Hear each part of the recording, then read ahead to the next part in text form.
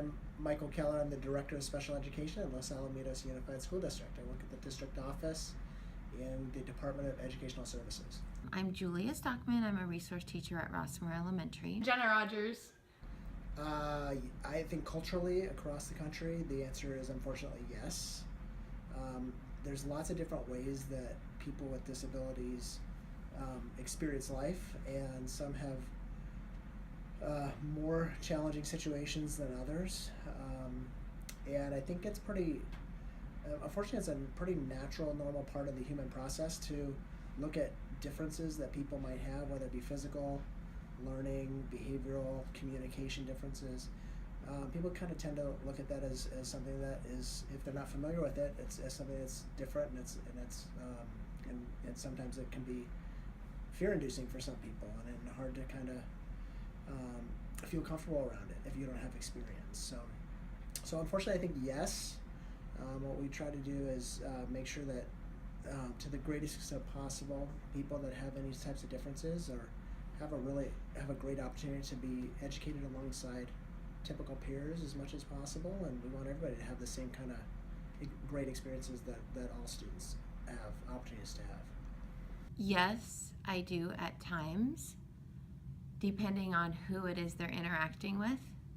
I think those of us that are familiar and are very comfortable and know how to work and interact with people who have disabilities, I think sometimes that differential treatment is removed for us just because we're so accustomed into knowing how to be sensitive to their needs.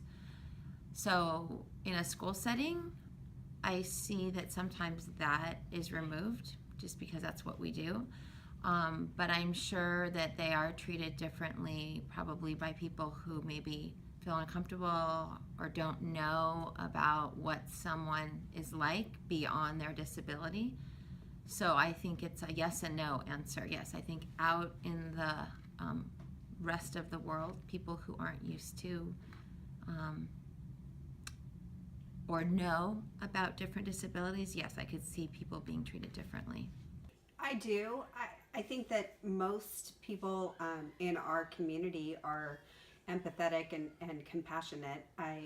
It's been important to me for my son for people to be informed on what his disabilities are and what his limitations are. And I feel like the more people understand, the more compassion and empathy that they show. But of course, he's treated differently. I mean, he has limitations, and a lot of people are hesitant to include him to take on the responsibility of having him. I agree. I feel like it's not as much as like he's seen as different or they are seen as different. I feel like it's more people are just treating him better than they would treat the average person because he has like problems and they know about it. If they don't know and they just see like a kid who is different and like with challenges, they would act differently than to a normal person, I feel like. And yeah. I think in general, most people are accepting. I mean, it depends on a specific situation or circumstance where there might be a problem. And developmentally, I think it's different across as children experience school from preschool all the way up to graduation from high school. Younger children tend to naturally be very accepting, especially depending on how they grow up in a household and what experiences they might have, who they've been exposed to in terms of just different cultures or languages or a variety of different experiences. They just tend to be more open. And I think that it's a pretty natural developmental process as you get into adolescence to kind of look at differences, and maybe some people feel more insecure at certain times, and so they tend to judge people outwardly a little bit more. So I think that there's kind of this natural process of differentiation as you get into the middle school ages and adolescence. And then I think we see some really good, strong leadership where people are really accepting and they become kind of peer leaders where they kind of help other people to feel connected. And our goal is that all students feel connected to school and have a safe, enriched learning experience where they feel welcome and a valuable member of the school community. There are definitely different ways on how students are treated at school, depending on different parts of who that student is. So I see that some students who have disabilities who are very comfortable with who they are, either because of how their parents have supported them or just their own confidence level, I see those students actually thriving and feeling very comfortable with their peers and being treated in a very positive way by their peers, where it's almost a non-issue. I've seen that happen. I have seen situations where students who struggle with communicating or struggle with social skills sometimes can struggle with peer interactions, and then they might be treated differently. And then I've seen everything else in between. So there could be a range. Sometimes friendships may shift, and that might be due to a learning disability, or it might not be related at all. So I feel like there's such a range in how they're treated. Well, I'm not really there on a regular basis, so I don't see as much, but Jack has an aide with him all the time, and she is really good at communicating with me and letting me know how his day goes. It's hard for him to verbalize, so I look to her for help in understanding what his day is like. And for the most part, you know, he's involved in bus buddies. At school, he goes 3 days a week, and the kids are really good to him there. I agree. I feel like his learning process is a lot slower than the normal kid, especially like in PE. It's different because he's in the special needs PE class, so they do a lot of different things that normal kids would do. They go at a slower pace. It's called adaptive physical education. So they not necessarily run every single day, but they do like basketball. He tells me about basketball and stuff. He does tell me about how he plays with his teacher a lot. He loves to play with Miss Simone. He does great in the regular classes that he's in like his drama classes and his exploratory wheels classes. All the kids are super nice and respectful of him when he doesn't know how to speak. And Growing up, my older brother is a person with epilepsy, and so he had a lot of challenges related to that. Epilepsy is a condition that causes neurological misfiring, basically. So there's lots of different ways that it might impact somebody. He had, on the scale of condition, it was pretty mild, but it was enough for him to kind of lapse out of being able to pay attention for a long period of time. And so he really struggled with that in elementary school. When it was identified, he had to go through a lot of testing and a lot of research about exactly identifying the condition, and then a long-term treatment. And so the risk associated with that is that if for him, eventually he grew up out of it, and it didn't really have lifelong impacts other than some early gaps. But if some of that stuff wouldn't have been identified, he didn't get appropriate treatment, it really could have impacted his long-term outcomes. So ultimately, my brother's situation, he ended up being really cured over time. But some people, that's just not their experience, and they have lifetime impacts, and that's and again, everybody with differences. They're people first, and any challenges that they might have, those are just the things that don't necessarily define them. And my brother didn't let it define him, but those are just things that people deal with, and we want them to, ultimately have enriched, high quality lives. In the school year, it was last week of June school. 12th, 2008, and the next day was my 3rd grade play. I was Anteater number 1. That night, my younger brother Jack had a fever, threw up in my mom's bed. And then they took him out to the living room. He was sitting on my dad's lap, and he wasn't responding. He was breathing, he was drooling, and he was blinking, but he was not responsive. He was not doing anything. He was just sitting there. And so my sister was in the bathtub, and so my mom called 911 and told me to get my sister out of the bath. So I pounded on the door and said, Emily, get out of the tub, there's people coming over. She ran out of the tub, she ran into her room with a towel on.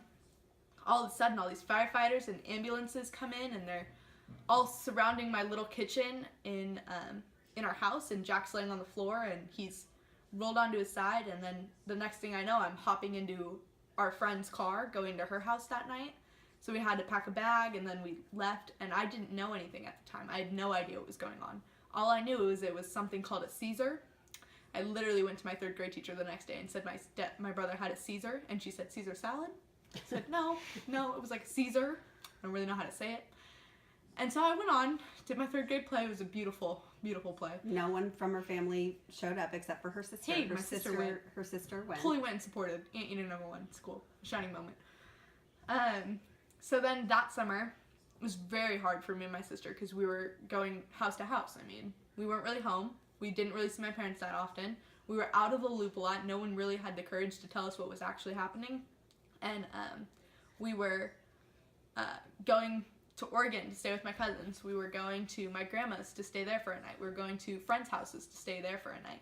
We were all over the place. And finally, when that summer was over, Jack had lost 20 pounds, was not talking, had to relearn how to walk, had to relearn how to talk, had to relearn how to eat and do normal things again. He was just born again.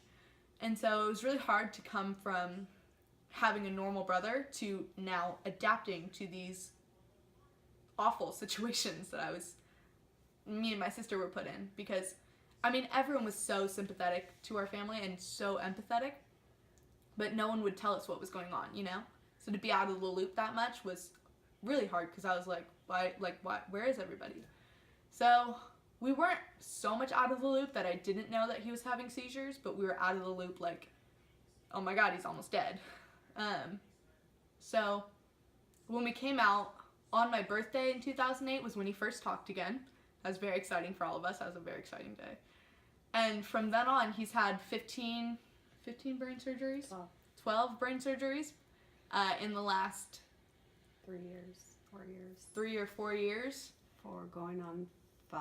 It'll be 5 years in March. It'll that be he 5 had years. His first surgery. And a lot of them have been conflicting with good events. For instance, my 8th grade graduation, he was in the hospital. Birthdays in the hospital.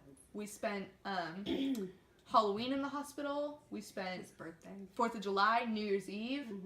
Mm-hmm.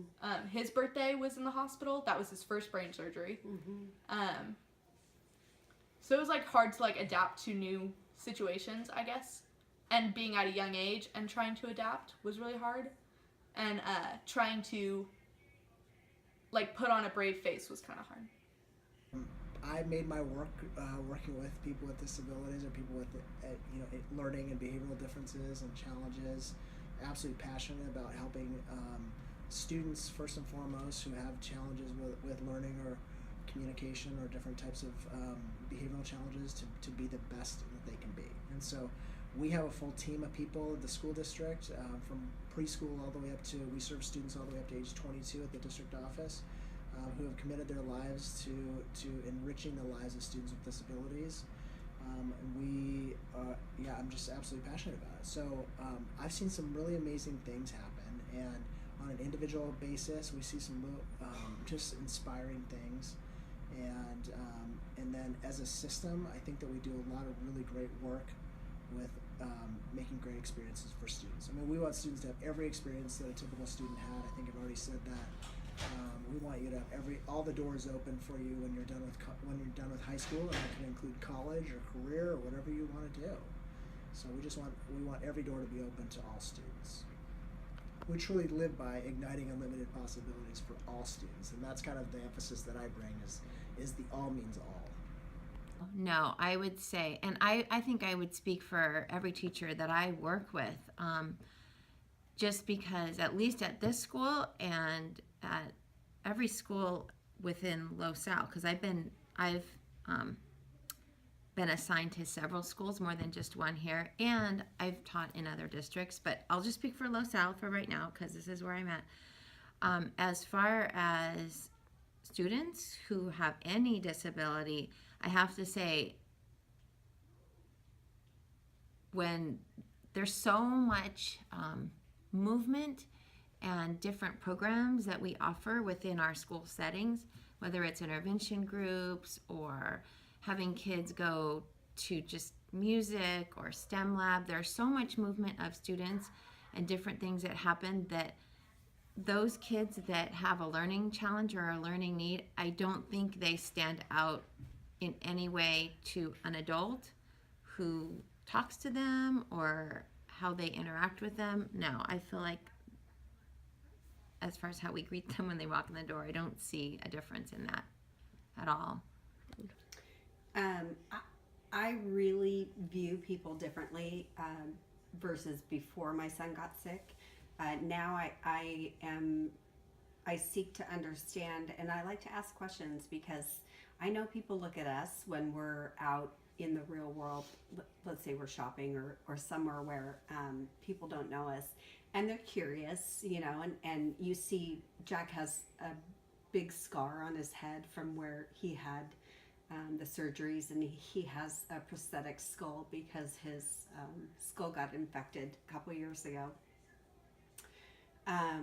But so, for example, we were leaving the Ducks game last week, and there was a kid, and Jack is very curious about other people, and there was a kid in a wheelchair, and he was trached, and the first thing Jack says is, "Oh no, what happened? What happened?" And I say kid, but he's probably 30. He said, I was in a car accident, and I said, "Oh, wow." It just, you don't want to dismiss somebody, and I think for me, like being the mother of someone with special needs, I don't want my son dismissed. Like I prefer that people ask and try to understand, what's going on, and include him, because he really he loves being included. He loves to just sit in on conversations, even when I'm with, like when we were at Jen's, in San Francisco, and we're all sitting in the nook, and he just wants to be involved, and he wants to be recognized, as a person. No, that's about it.